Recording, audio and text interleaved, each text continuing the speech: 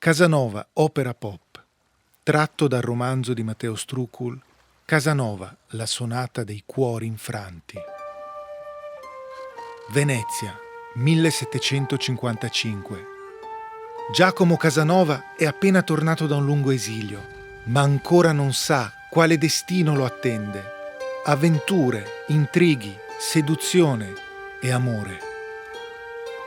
Questa affascinante storia è raccontata in esclusiva per Intesa San Paolo On Air da Red Canzian. C'era una Venezia goduriosa e chiassosa. Era la Venezia dei bordelli, dei bacari, queste osterie tipicamente veneziane, locande dove si beveva, si mangiava e non solo. Una Venezia realmente contrapposta a quella raffinata del Tiepolo, di Vivaldi, di Goldoni, di Canaletto, dei palazzi nobiliari e tutto sommato contrapposta anche a quello che Casanova rappresentava. Casanova avrebbe voluto far parte di un'aristocrazia che a volte lo accettava, a volte lo derideva, qualche volta lo rifiutava.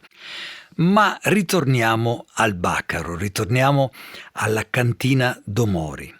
Immaginate un ambiente umido come tutti i locali di Venezia a pianterreno, pieno di botti di vino, con la luce soltanto delle candele e una fauna umana assolutamente mescolata, laddove il vino riusciva ad appianare qualsiasi dislivello sociale. Proprio in questa cantina si affollavano gondolieri e avventori di ogni tipo ogni sera per vedere la bella Rosa. Rosa è un po' la Mirandolina di Goldoni, la locandiera che tutti avrebbero voluto avere come donna, come compagna, e gondolieri, lestofanti, mascalzoni e avventori ogni sera andavano lì anche solo per vederla camminare, come dice la canzone, coche avantiera in man, quando lei portava i bicchieri per i tavoli. Lei era un po' la padrona della situazione, infatti c'è una scena molto bella in cui lei sale sul tavolo e dice «Tiki tiki tiki, qui la padrona sono io e tutti vogliono me dai mascalzoni ai re». Ma voglio farvene ascoltare un pezzettino di questa canzone.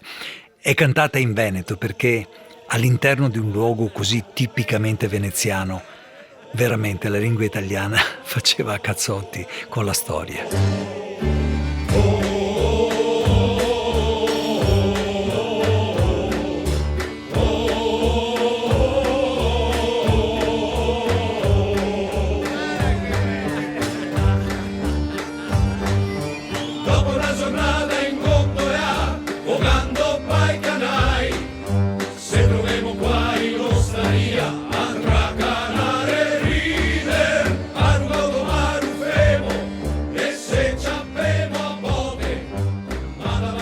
E proprio qui, in questa locanda, dopo 3 anni di esilio, appena rientrato da Vienna, Giacomo Casanova arriva. Arriva per cercare Rosa, che era stata la sua amante, ma anche perché era l'unica locanda di Venezia con 2 entrate, o meglio con 2 uscite.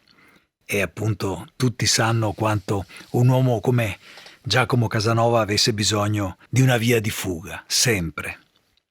L'incontro con Rosa è un incontro molto tenero, in cui lei dice «Ah, Maria Vergine Santissima, felicissima di vederlo», ma poi lo rimprovera subito, che le dice «Tanto siete venuto qui perché ci sono appunto 2 uscite e poi perché avete sete, avete voglia di bere, non siete certo venuto per me». Giacomo è comunque sempre molto galante con lei e in questa situazione si presenta per la prima volta al pubblico. Canta la sua canzone in cui dice «Questo sono io, di baci e di spada, ruba cuori senza mai oblio». È un po' il suo biglietto da visita e la canzone fa così. Sono proprio io, di baci e di spada, ruba cuori senza mai oblio, Giacomo Casanova e questo il nome mio. L'esilio mi ferì, ma il ritorno è stato facile. E proprio qui, alla cantina d'Omori, arriverà Gretchen, la cameriera della contessa Margaret von Steinberg.